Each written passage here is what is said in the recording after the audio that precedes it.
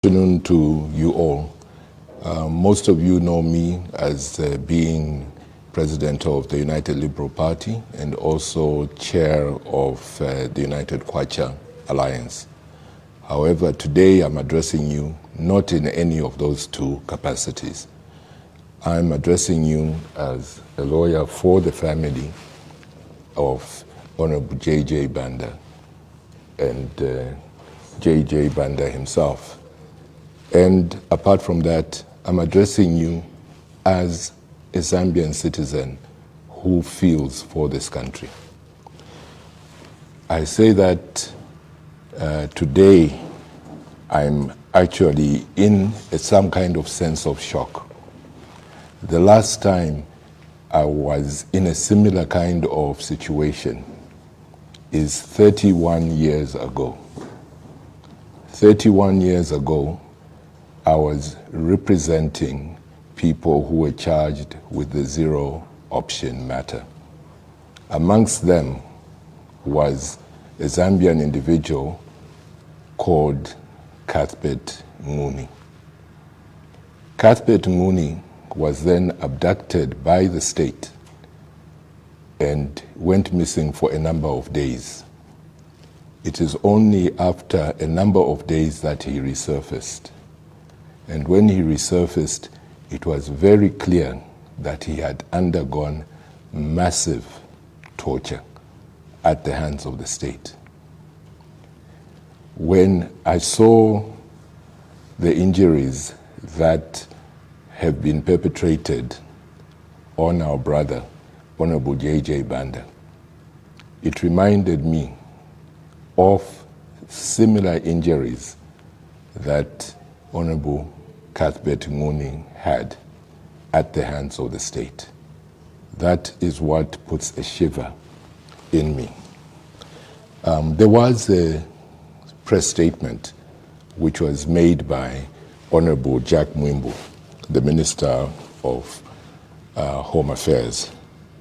And it was distressing and, to be quite honest, disheartening to see how insensitive the minister, together with the UPND government, could be in relation to the abduction of our brother. No sooner had Jack Mwimbu stated to the cameras that the state had no hand in the abduction of J.J. Banda, did we learn that there was a second abduction. This time, an abduction of J.J. Banda, not from his car, but from the emergency treatment bay on which he was being attended to at Medland Hospital. This abduction, unlike the first one, was luckily captured on camera. And it clearly shows that those who were abducting him from Medland's Hospital were the state, uniformed policemen.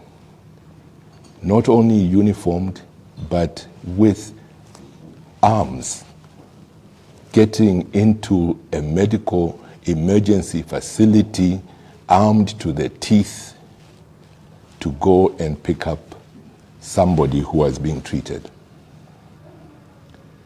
This was in the presence of his family members. They'll be able to let you know exactly what transpired and how it transpired. It was truly a shocking picture that some of you may have seen the videos, but you'll get the first-hand account from the family members here. Where you have a situation where somebody who's lying on the gurney with all kinds of drips and so forth in them, and you have somebody with a gun slung over their shoulders ripping out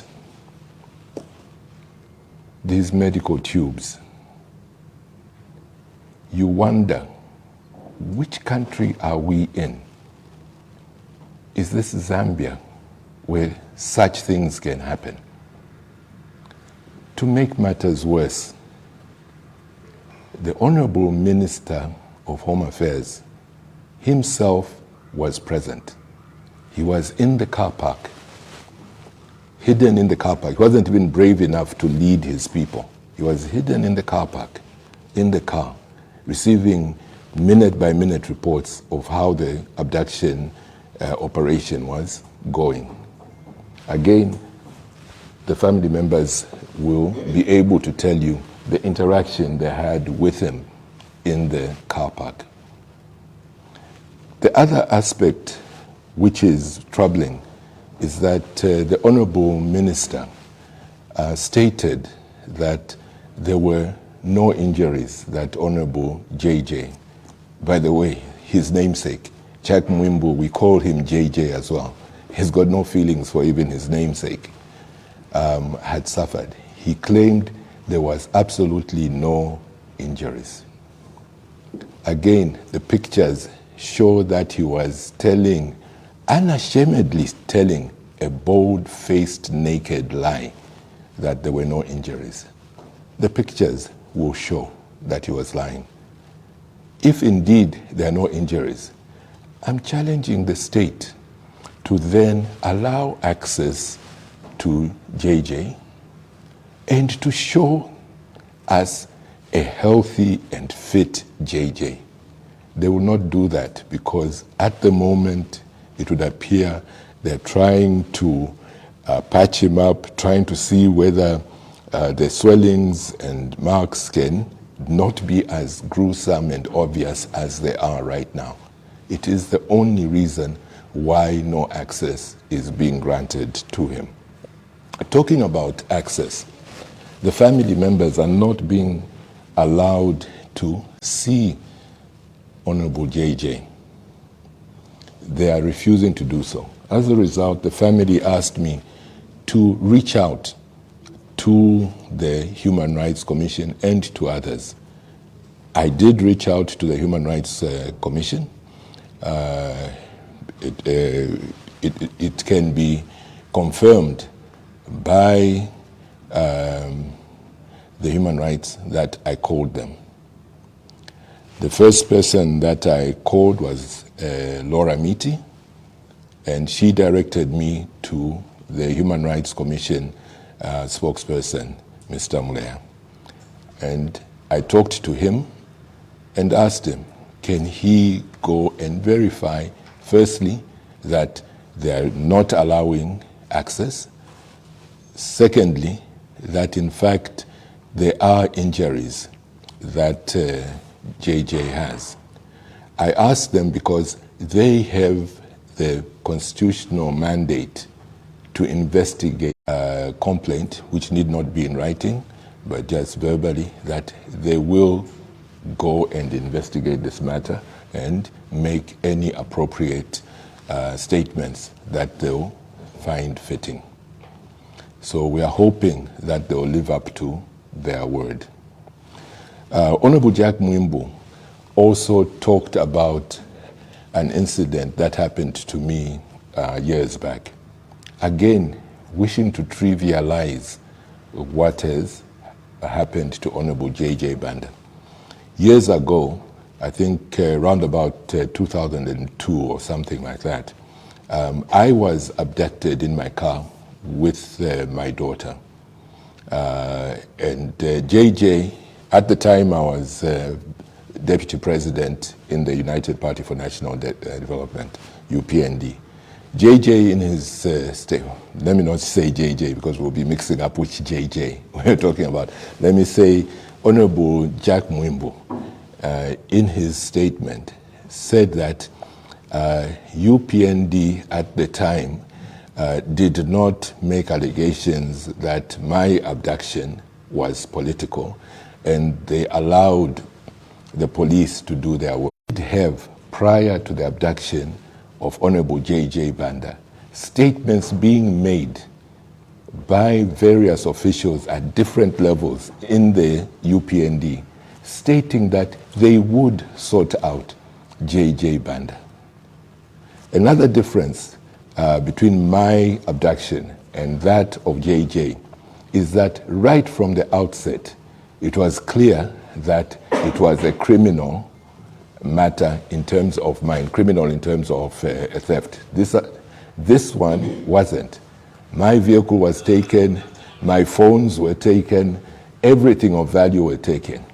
But in Honorable J.J. Banda's case, nothing of value, apart from his life, the most valuable thing, yes, apart from his life and freedom, nothing was taken. So you cannot make a comparison between my abduction and that of J.J. Banda. It is insensitive. It is not right. What we need to do is to really properly investigate, which happened in my abduction. As a result of proper investigations, those who had actually abducted and stolen my vehicle were caught and were prosecuted. In this particular case, there are so many leads which are there, but nobody has been called in to be even just questioned, let alone interrogated. Yet there are obvious people who should be people of interest, who should be prime suspects, but none of that has happened.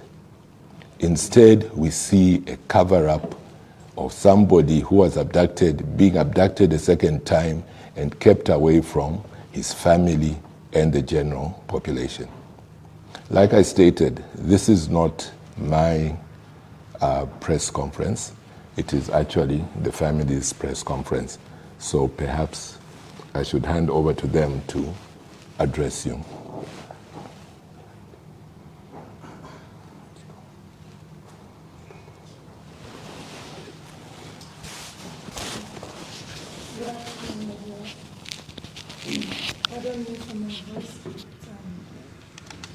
My voice is quite hoarse. It hasn't been an easy day today.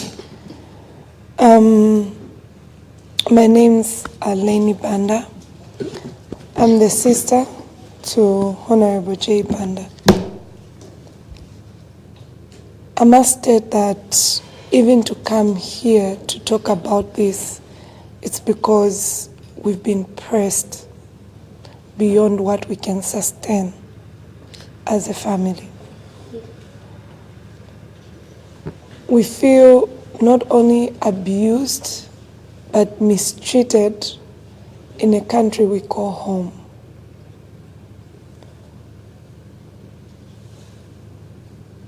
From Saturday, Sunday, until now, it's been trauma for us. We don't know to other members of the press what this may be, or to members of the public what this may be to them. But to us, this is one of the greatest pains we've had to endure as a family. And today, it became more traumatizing. Around 12 a.m. in the morning, I received a call on my mother's phone. My mother called me and says, there's a call that is coming. I want you to take it. I asked her who was calling, and she says, I just want you to see. I don't know who is calling. And you know we are already in a period of distress, so I told her, okay, no problem, don't worry about it. I got the phone from her. I had found 2 missed calls. And just when I was getting the phone, the call came through again. It was a number ending with 02. And when I picked up, the person didn't even introduce themselves. They first asked me a question if I knew who Honorable J. Banda is. And I told them, yes, I know him. Who are you that is calling? He says, we've picked someone who claims is Honorable J. Banda. We just saw a vehicle that dumped him. So when we tried to go after him to see how we can help him, he crawled up to almost close to our house, and we helped him, and we started pouring some water on him until we started interrogating him, asking him, and that's how Honorable J gave them my mother's number. So from there I asked him, where are you? And where are you calling from? And then he says, Kafiwe boys. In Kafiwe, as we are heading to Kafiwe Boys Junction. We said, okay, what time did they drop him? He said they dropped him around almost 23 to midnight. So they were trying to get him awake. So they were pouring water on him and trying to get him warm to see how best he can talk and they can have a lead. Immediately I called out my sisters and my mom, as well as my nephew and my other brother, Mavuto. I said, we've received a call. We all just got into a state of shock. We couldn't even get our shoes. We all just jumped into the vehicles. We started driving and we went direct to Woodlands Police. We left empty there. He made a report at Woodlands Police and reported to say, this is what we've received. Well, the rest of us, my sisters and my sister-in-laws, we headed to Kafiwe. I was the one driving. We started driving as fast as we could. When we reached Chilanga, we found some police officers on the road, actually. We stopped over, we spoke to them, we told them we received the call. We asked them if they were aware about the matter for Honorable JJ Banda. And all of them, they said, yes, we are aware. And we told them to say, we've received a call that someone has dumped him in Kafiwe, and a well-wisher has called us. We would like you to escort us because we're not sure whether it's just a well-wisher or this could be a trap, maybe by the abductors. And the officers, they were very helpful. One of the officers was, I think, Mr. Mwale, who told us to say, okay, fine, we've taken note of your report, give us your phone number and proceed to Kafiwe. I'll be in touch with you, go to Kafiwe police station. As we were driving, we were worried because this person kept on calling us. The well-wisher called us like twice, and he said, please, you need to rush. So my sister-in-law decided that he needed to call some of the people she knew from Kafiwe. And she managed to get through to someone, but they were also in Kafiwe estates. And they agreed to say they would help. They would rush to Kafiwe police station to see how maybe as we are driving to Kafiwe, they can get there on time. We tried to move as fast as we could, and luckily also, the person our sister-in-law had called had also reached the police station, and but he was told some of the officers were not there to escort him, so he had to go and pick up, I think, 2 officers from their homes. So it also caused a delay. It delayed them so much that we even arrived at the scene at the same time. He had picked the police officers, and we were also arriving. Already for us, we were very disheartened because one of the reasons why we had to report, we were hoping that the police would even move in before we get there, because it's almost over 45 minutes to drive from Lusaka to Kafiwe. It's not just a short distance. So we reported, hoping that the police would intervene as fast as possible to get there even earlier before us. But we were all shocked that we got there at the same time. We found him, he was almost unconscious. His body was completely almost cold, and we tried to talk to him. At least he could recognize voices here and there. And the police officers now started shouting at us, no, move away, move away. So we got upset. We said, why are you even asking us to move away? You were supposed to be here early. And that's how the same well-wishers who called us even helped us. We requested for a mattress and some blankets because we noticed it's like from the roadside, he was only crawling on his stomach. He couldn't move his back, and he said he was experiencing a lot of pain. They couldn't even turn him. So they had to get a mattress, and they pushed him onto the mattress. So we used a mattress from the well-wishers to be able to place him in the car. He couldn't even move. We started following the vehicles together with the same van for the well-wishers and the 2 police officers that were picked until we got to Kafue General Hospital. When we got to the hospital, quickly the staff there were very helpful. Yeah, the doctor on duty was not there, but at least they called him, and they called two of them actually. One actually came, and they started treating him. And though they noticed that his body was too cold, and so the blood couldn't even come out when they tried to place the cannulas. So they started looking for some hot water to see how best they could get his body temperature to come back to normal. And I was present, very much present, even when they started the examination. We were right there. We noticed the serious beatings on his back, you know, and most of them were concentrated on this part, the back part of his body. That's why his waist, he can't even move it. And also, it's like they tortured him a lot below his feet. Like, it's like someone was using something, I don't know, maybe something sharp. So you could notice even from the pictures that we took, they're like red spot below his feet, and also like serious swellings, because we were there like firsthand. So we took the first pictures.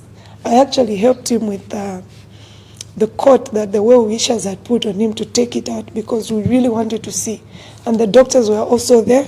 We were doing it in front of the doctors. Even the pictures, we were taking them in front of the doctors. And he was just groaning. He kept on, he repeatedly said, "They'll kill me. Don't take me to any hospital. Just take me home. Call the doctor and treat me. I don't want to be in any hospital. They'll kill me. They'll kill me, they'll kill me. Please don't take me to any hospital. They'll kill me. Just take me home." Those were the only words he repeatedly said. And even the doctors also got a bit worried. And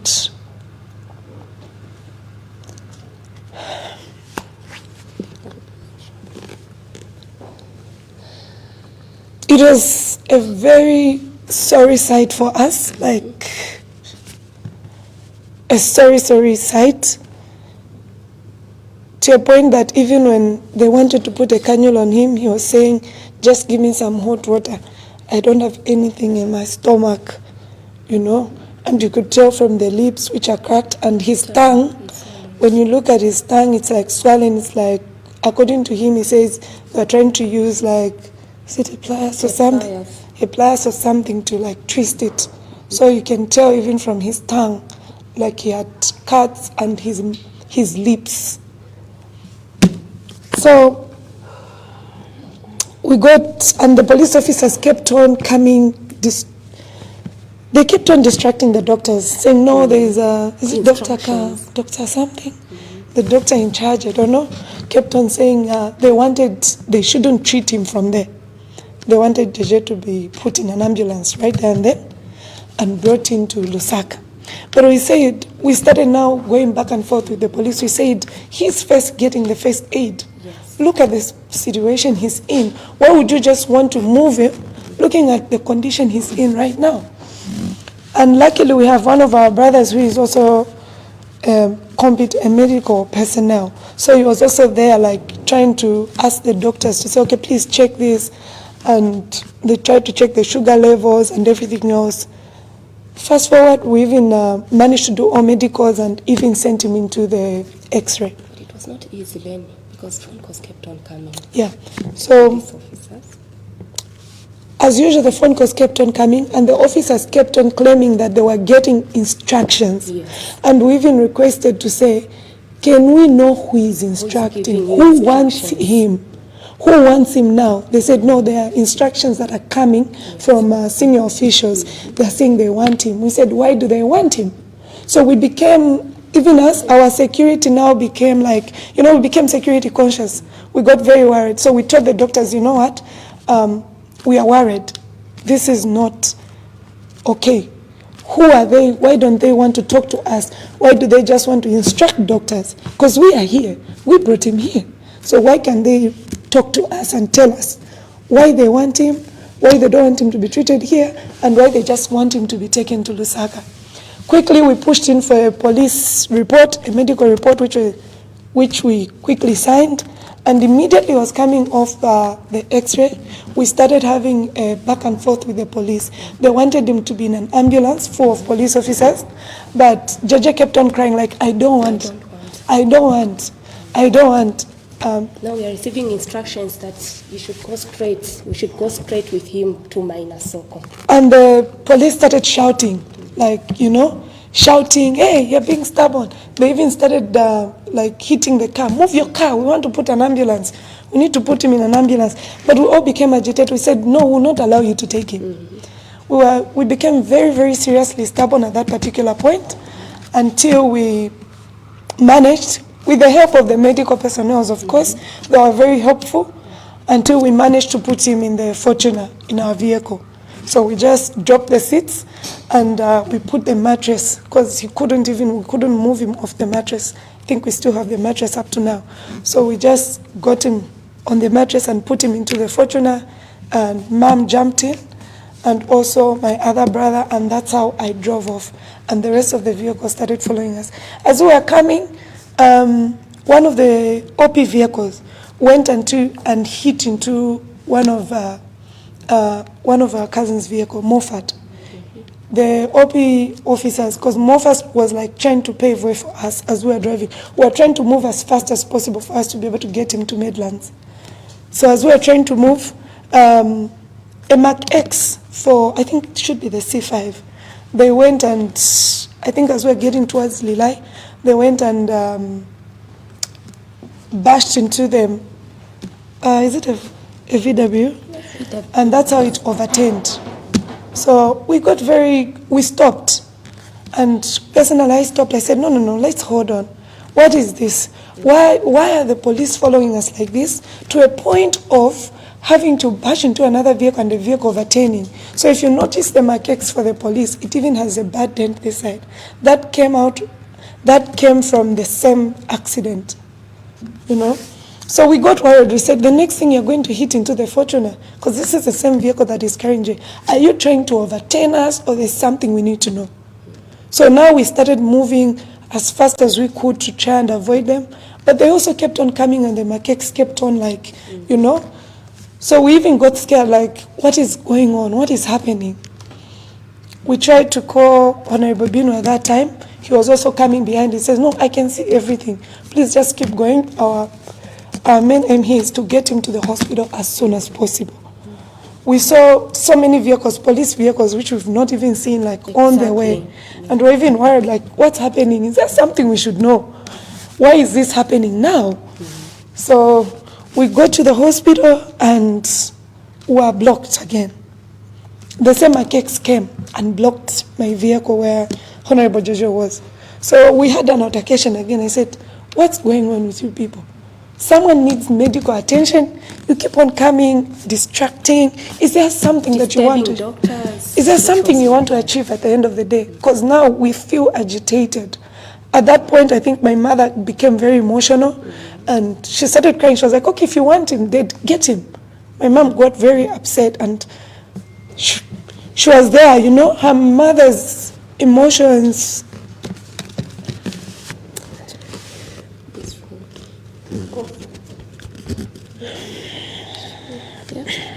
Mm-hmm.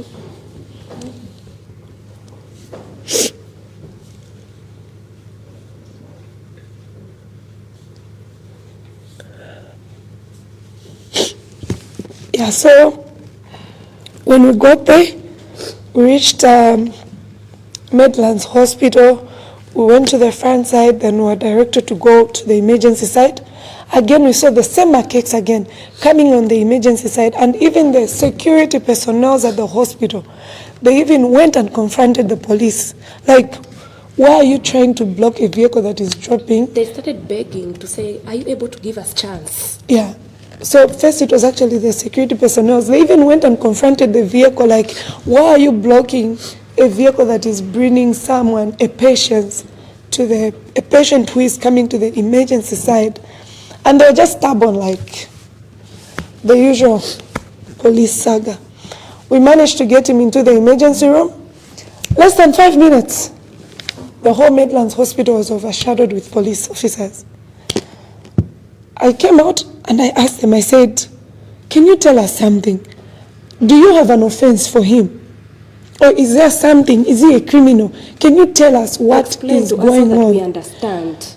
The doctor also came out and asked, like, can we be excused? Look at the condition he's in. Can we be excused? But more officers kept on coming, and even the commissioner at that point bagged into the emergency room. The doctor got very upset and said, no. This is an emergency room. The police, you can't just bag in. No, we want to see him. We have a right to see him. We want to see him. Is there something? We said, can you allow the doctors to just work? We called you earlier. You should have gotten there earlier. But they didn't do that. They did not get there earlier enough. If they wanted that, if they were as concerned that they were trying to show it, they should have gotten there earlier.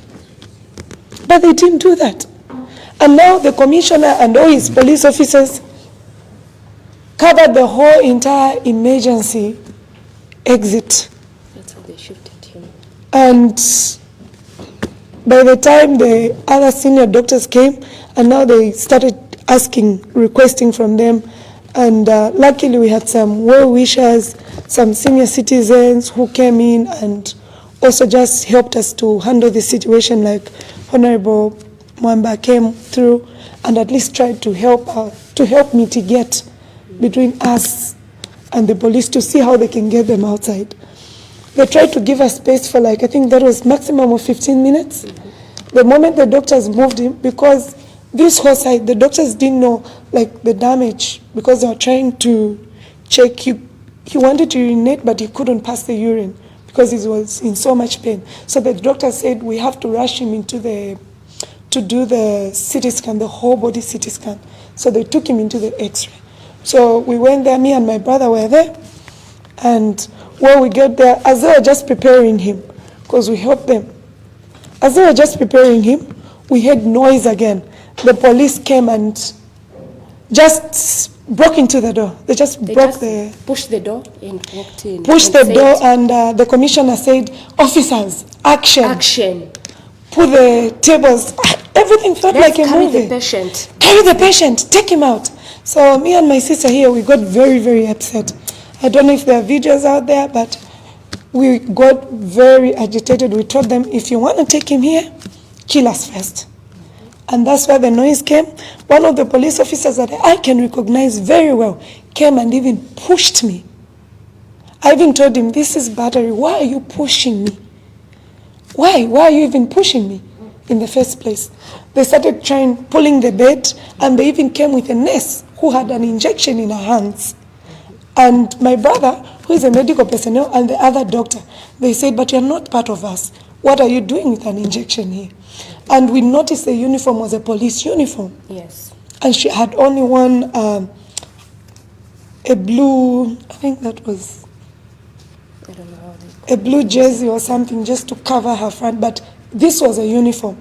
But what she was doing in that injection is something that also all the medical personnel, they said, but this one, she's not our nurse. What is she doing in here? So we even got more apprehensive. And we started the altercations. You are not going to get him. You are not going to get him. And it went back and forth until the doctor says, no, but we need, this person is actually supposed to be in ICU right now. We brought him here as a matter of emergency to just see what is happening to his body, because we can't even turn him. We can't even move him in the state he's in. The police became stubborn until it became bad. We started going back and forth. They were pushing us, we were there, and it was just us, 3 girls against almost 50 officers. Emotions went in, and the doctors managed to help us until they got the police outside. And the doctors now locked the doors. They said, will not allow anyone in here. Everything became worse when we now stood outside the door. We had, I think, almost, if I'm not mistaken, almost 30 officers right on the door. And the commissioner, I don't know his name, but Commissioner Lusaka was spearheading that group. And he kept on pushing us back and forth, telling us they had instructions to take JJ to Mainasoko Hospital. We asked them, you've not spoken to us. Nobody came to us to even call us, just to give us the courtesy as a family to say, from what you've been through, we've never given you proper updates, because these are the same police that refuse to give us even proper updates. Exactly. We went to the police station almost every day, begging them for answers, not even giving us proper answers, to just tell us, oh, this is what is happening. But now, they were the same police officers who were there pushing us, abusing us in all sort of ways, just to get their way and get JJ out of the hospital. We asked them, what is happening? Why can't he be treated from here? If you want to secure him, bring your security to be here. No, we want him in a hospital where we have the security. We have instructions to take him. We asked him, can you avail the person? Instructions. Can you avail the person that is instructing you? Let him come and talk to us. Let him come and ask. And we're just the three of us. They kept on going back and forth. They tried going separate meetings, trying to eat. The whole saga went on for almost 30 minutes until they were not even done with the x-ray. They came again. Now this time around, I think this was, they came with more officers. Maybe they even went almost 60 and they came with guns. So we told them, we're not scared of guns. If kill us you can first. Kill us first. Kill us, then when you kill us, you take him. At that point, we stopped fearing. We told them, you know what, we've had enough. You've tormented us enough. We have suffered enough. Do what you want, but don't take him away from here. If you want, let him first be treated, then take him after. Yes. They didn't hear not even that. What did the commissioner instruct? The commissioner instructed the police and said, take them out, action, use force, use power.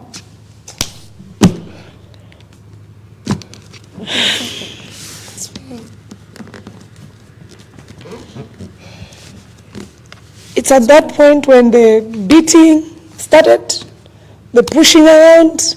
That's how we were being dragged.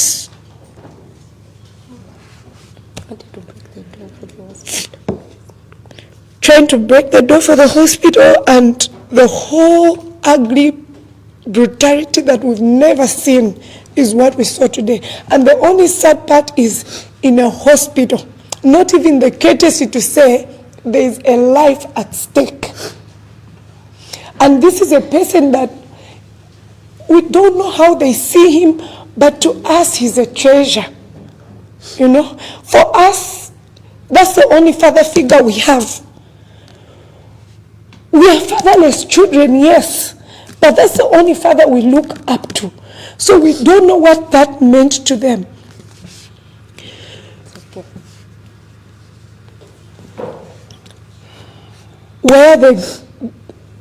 We don't know how that whole situation, we tried by all means to stop that whole ugly nightmare. But the beating became worse. I think I still have the swellings here, where some of the officers even grabbed my phone from my sister. She was not even capturing. Up to now, my phone can show we're not even capturing anything. She was on phone trying to seek for help. They grabbed the phone from her, started pushing us outside.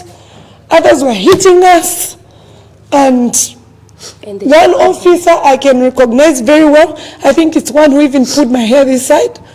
And they started using the gun handles, like to push us, like to hit us. And Honorable Bino even got upset and said, but these are girls you're doing this to. The whole entire police, all of you, 50 of you, just on 3 girls, it's so unreasonable. Honorable Bino was there, and even other members now of the public came, you know, trying to stop them, but they couldn't even stop. It just, it moved from worse to bad. And the way they were dragging Jay, he kept on screaming. I'm sure if we were to get the CCTV, and the screaming even agitated us more. He kept on screaming the help, like, ouch, ouch, even the way they dragged that bed and the way they were trying to push it into the ambulance. I tried to close the doors for the ambulance. That's how one officer came, pushed me to the ground. And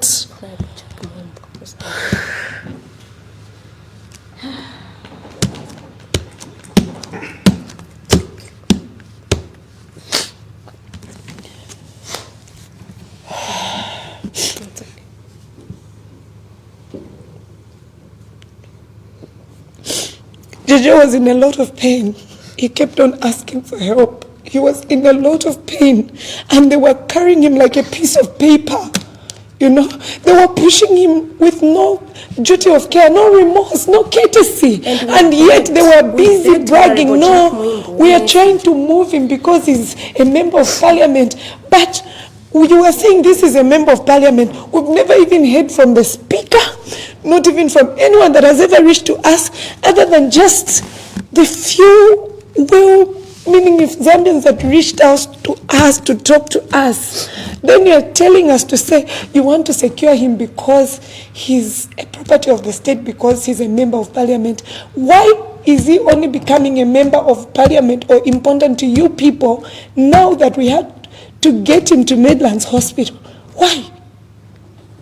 And that whole beating, the whole fracas, we didn't even get it.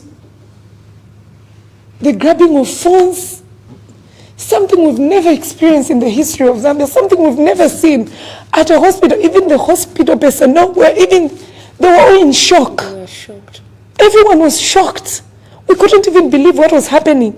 And Honorable Jack Mwimbu was there, standing. And we pleaded. We went, we pleaded, we knelt down, helplessly. We even told him, I removed words to say, you have daughters.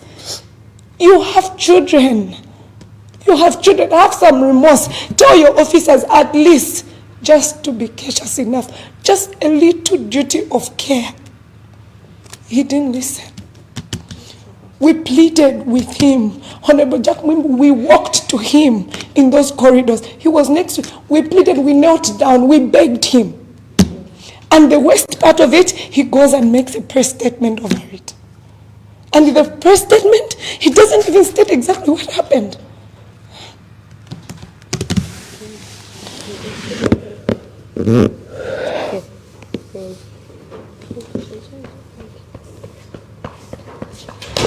Carry on.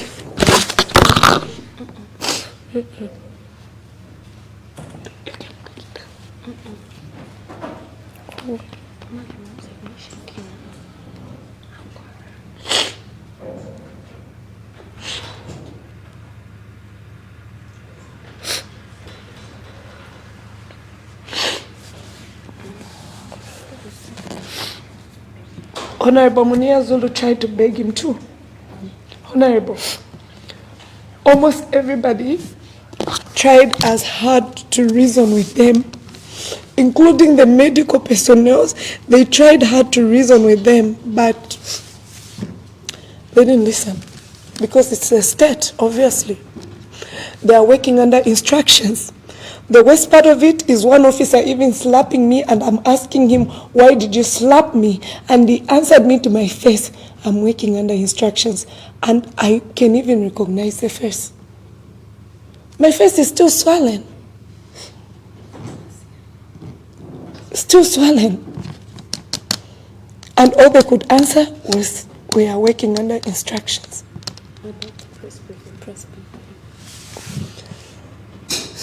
As if that was not enough. Barely minutes after all that misery, after all that fracas that they caused at the hospital, and just moving him without our consent, and just driving off after hitting us and just driving off like that. We are just barely arriving at the hospital, trying to settle in. We were all parked outside. Personally, I even had to park outside.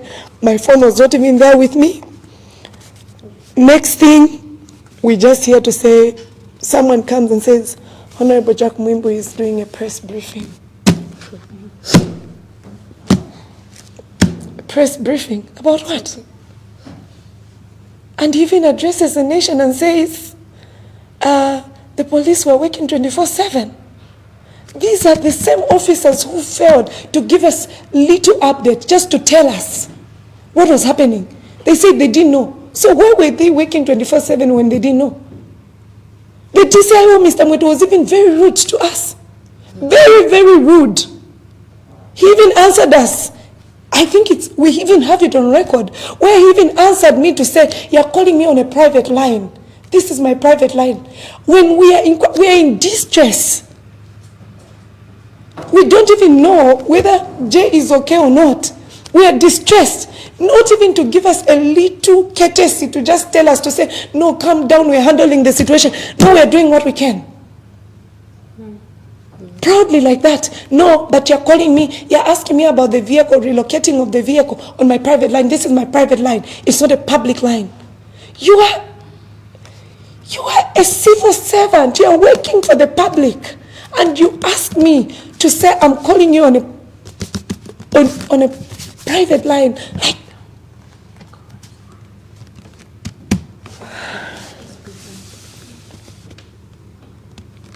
and Honorable Jack Mwimbu praised them. He said the police were working tirelessly. Tirelessly. If you're working tirelessly, why didn't you get there before us? Even after we were cautious enough to call you, to report to you when we were leaving Lusaka, why did we still get there, even almost at the same time with you? And with only 2 officers, which police were working tirelessly if we're only there with 2 officers? How? At 24/7? Most of the police officers were only seeing them at 03 when we got to Midland Hospital. That's when we saw a team of police officers that were even ambushing us. So what's 24/7? And Honorable Jack Mwimbu says they are not even bruises. He's okay. JJ is fine. JJ is fine. Why is he in Mainasoko Hospital? Why are they keeping him? Why are you keeping him? Honorable he's Jack fine. Mwimbu, you said he's okay. Give him to us. Why is he being kept in Mainasoko Hospital? Why? Is it a show? If he's okay, is that some sort of drama? What is it all about? Because if he's okay, then give him to us. Because we know the bruises he has. We took those pictures. We were there firsthand. We have the pictures. And we release them to the press. The beatings are all visible. The marks are visible. His back is distorted. When you see below his feet, it's a sorry sight. So how is he okay? Is it because he's a strong person that he's even able to talk?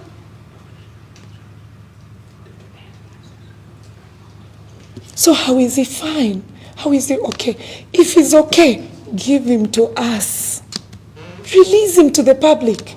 Let the public see him that he's okay. Personally, from the time he even went into Mainasoko, I haven't been allowed to see him. Because we're taught there's security.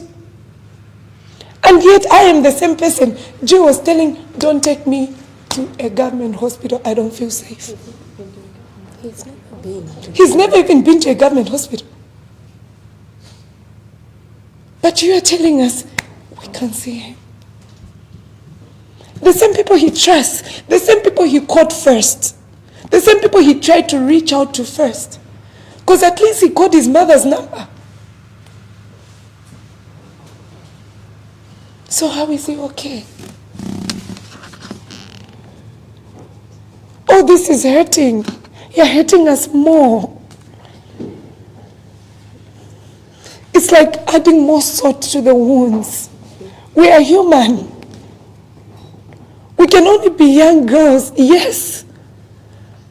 But we can still take care of us. So if you feel he's okay, give him to us. He may mean very little to you, but to us he's a king. He's a treasure. He's all that we have. He's the only male figure we have. So give him to us. Tipasen.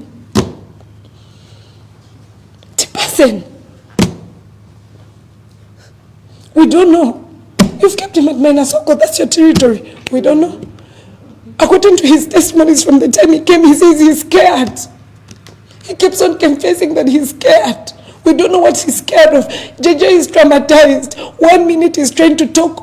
Throughout, I was with him in that room at Kafue General Hospital. 1 minute he wants to try and reach out to your hand. All the pictures and videos are there. 1 minute he's traumatized. When you look at him, this is not even him. According to him, he was in a dark room that he couldn't even see light. He's traumatized. So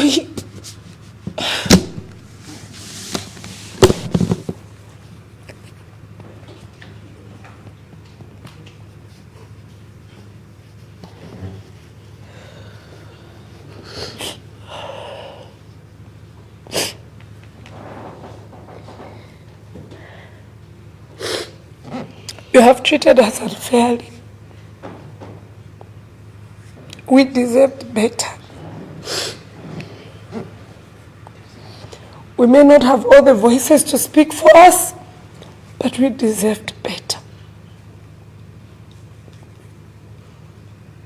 The whole fracas, everything that we've had to endure, we didn't really deserve it. You could have treated us better. And to the members of the public, we can never even wish this upon an enemy. They say you can only know pain when you go through it. You can only understand the power of loss when you go through it. Grief is something you can never understand unless you endure it. But this, and to think that it's happening to us in a country we call our home, is the most painful part of it. Something we can't see. We've been sitting with my sisters like, did this really happen? And we all just break in an instant. Because we can't even believe what we're going through. We don't even know whether we'll still be challenged to this or not. We don't know whether we'll still have to go through this some other day or not.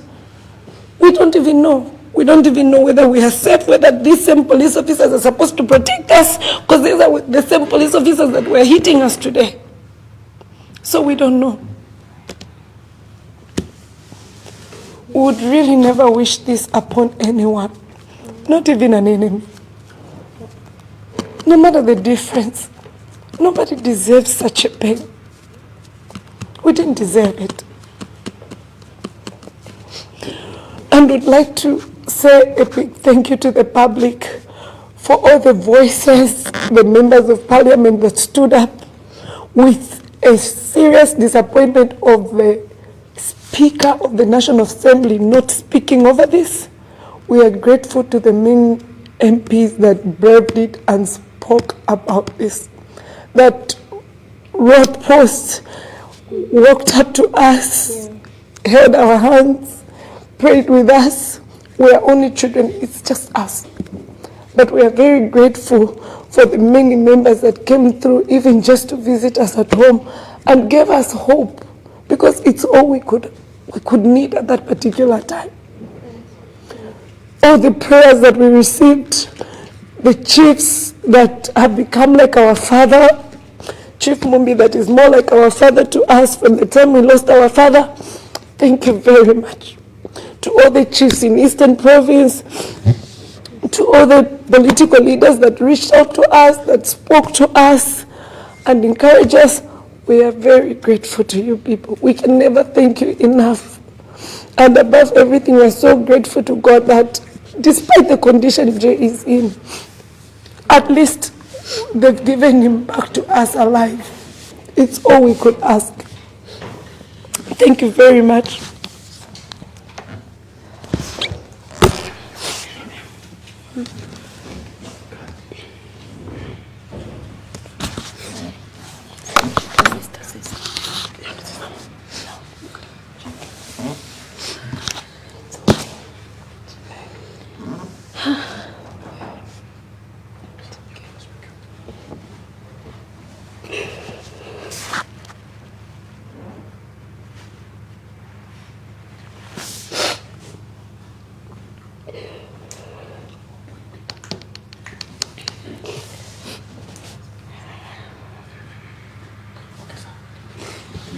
heard for yourselves from the family, and they still need your prayers for them to be able to deal with the trauma that they've been through.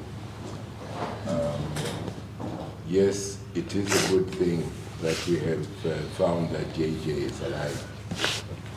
But what is also important is that he must be allowed to heal.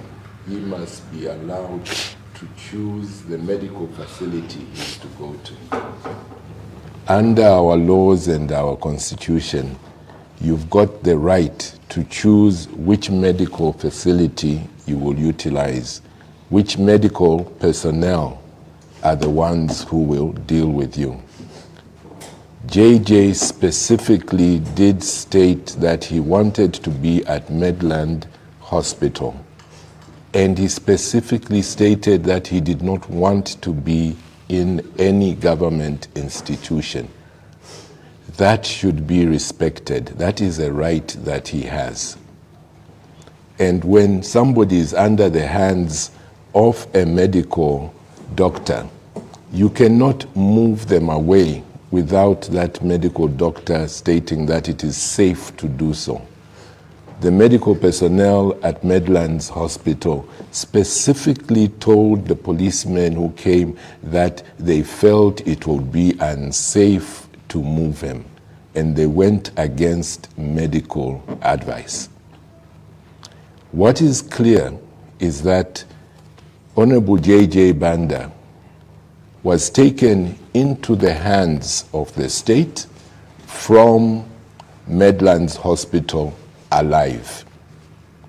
That everybody must take note of, including the government. It is therefore the duty of the government, of Honorable JJ and his police, indeed of the UPND government, of the President of Zambia, to ensure that the person they received alive is brought back to his family alive. It is a duty they have. They chose to intervene, and so they must make sure that their intervention does not end up with a tragedy at the end. They have a duty to ensure that JJ is brought back alive into the hands of his family. As for the Human Rights Commission, you have heard for yourselves that the family is not being allowed to see Honorable JJ Banda. It is incumbent upon you to fulfill your constitutional role of being the defenders of human rights. Surely, they've got a right to see their relative. They've got the right to take their relative to a medical facility of their choice. If you are unable to ensure that you protect such rights, it is best that you vacate your offices. So I implore you, do your work. Protect the rights of Honorable JJ and his family. Thank you.